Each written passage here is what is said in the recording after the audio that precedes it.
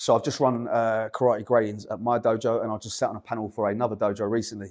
And I thought I'd go over a few tips to help you to improve your kind of chances or improve your success rate when it comes to karate gradings.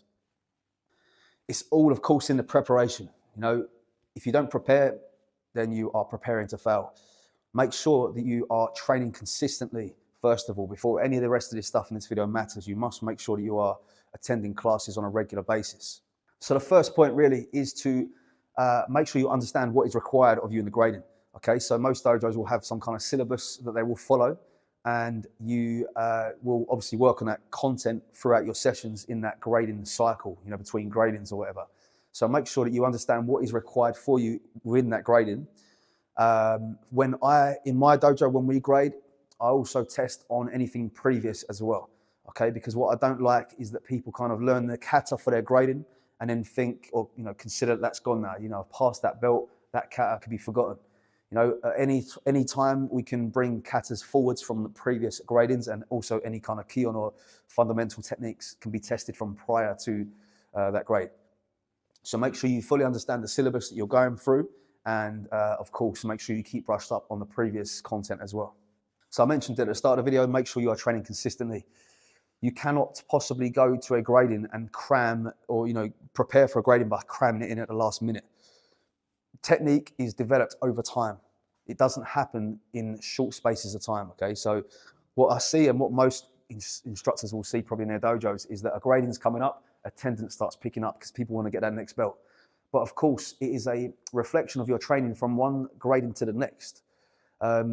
You grade how you train. You don't step up to the grading. You should be training as if every session is the grading, really.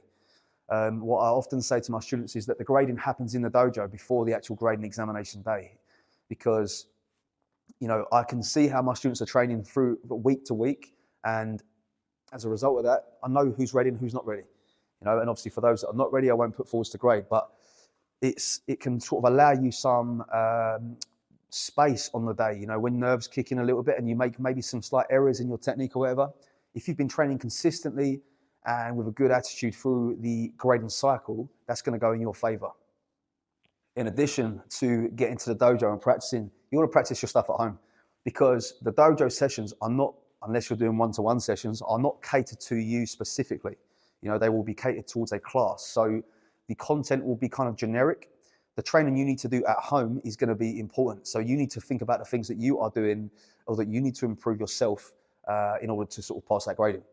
Everyone will have different problems or different areas that they struggle with. So if your area of struggling or if your area of difficulty is maybe roundhouse kicks or something, you can take that away and work on it at home, because there's probably not enough time in the dojo to focus on your individual problems. It's a generic session. Obviously, the one-to-ones are going to help. If you can get one-to-one sessions with your instructor, that's going to sort of massively help you out, because you're going to get that time to focus purely on you and get that feedback at the same time. Finally, don't treat the grading as the kind of end point. Don't train just to grade. You should enjoy your training and enjoy karate.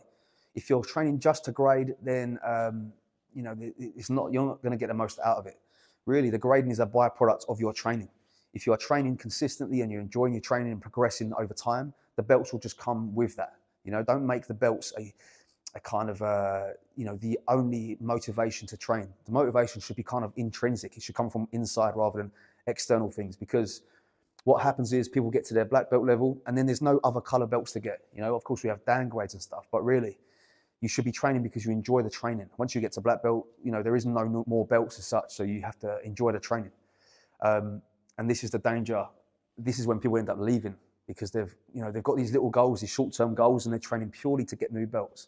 And then once they get to that new belt, they move on to the next one. But once they get a black belt, they end up dropping out. So make sure you're training for yourself and for your own enjoyment. I don't care if I go into a class and wear a white belt. It doesn't matter to me what belt cut I'm wearing, or where I stand in the line in the dojo. These are things that don't matter to me. Enjoy the training, and the belts will come as a result of that. Don't forget my partnership with Art Martial Clothing. If you want to get some martial arts inspired clothing designs, hoodies, t-shirts, tracksuit bottoms, shorts, backpacks, baseball caps, all this kind of stuff, I'm going to put a link to their website in the description of this video, along with a discount code so you can get some bits. Really nice stuff to train in when you're at home or when you're coming to the dojo. So have a look at that stuff. If you enjoyed this video, subscribe to the channel. Drop me a comment if you've got any other tips for other people, help each other out. The idea is to kind of get a community really going, so the people in the comments are helping each other as well. Not just me doing the speaking, but people getting involved and adding their own tips and advices as well, to try and make it a bit of a nice place to be. So yeah, leave a comment, like the video, share this with your friends, and I'll see you next time.